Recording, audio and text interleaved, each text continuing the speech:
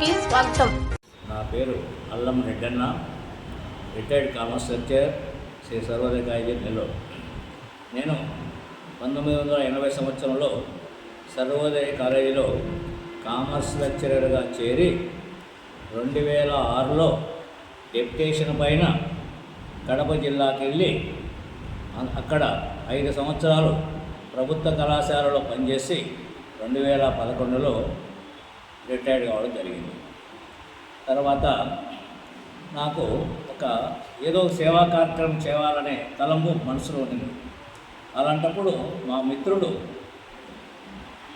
రామచంద్రారెడ్డి గారు 2004లో తాడేపల్లి గూడెములో 104 మంది సభ్యులతో మానవత అనే ఒక సేవా సంస్థను కుల మతాలకు అతీతంగా ఏర్పాటు చేయడం జరిగింది.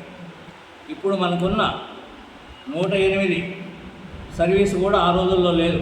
మొట్టమొదట ఈ మానవతా సంస్థ ఆయన అక్కడ అంబులెన్స్ను 2004లోనే ఏర్పాటు చేయడం జరిగింది.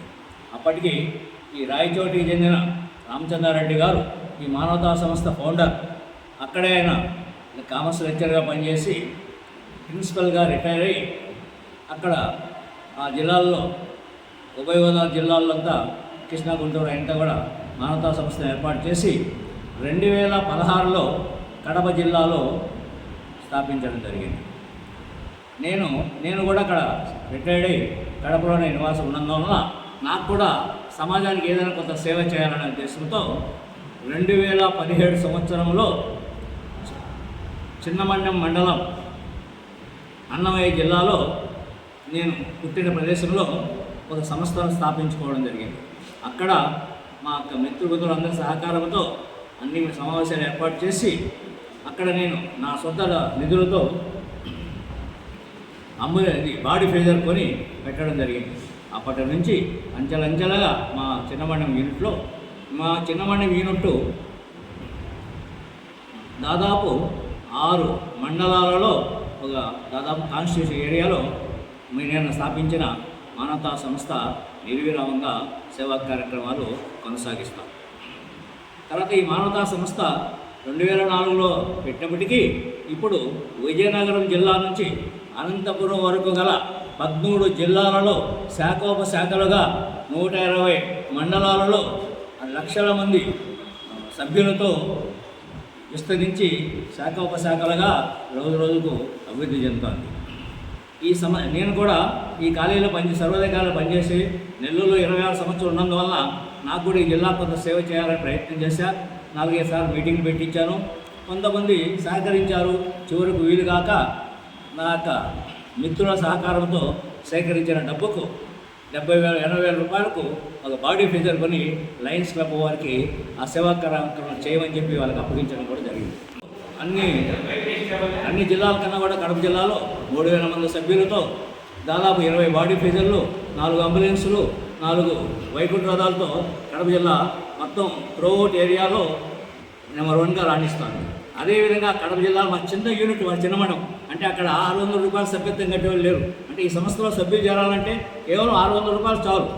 తర్వాత వారి యొక్క ఆర్థిక శక్తిని బట్టి, వారి చేసే సహకారాన్ని బట్టి నాకున్న బంధుమిత్రులందరూ కూడా మంచి పొజిషన్ ఉన్నారు కాబట్టి వాళ్ళ 1,00,000-2 లక్షలు ఇచ్చినారు కాబట్టి నేను అక్కడ ఎంఆర్ఓ సహకారంతో 10 సెంట్లలో ఒక 2 బిల్డింగ్లు కట్టించి తర్వాత అక్కడే 3 వెహికల్స్ పెట్టి 2 బిల్డింగ్లు కట్టించి 3 వెహికల్స్ ఉన్నాయి.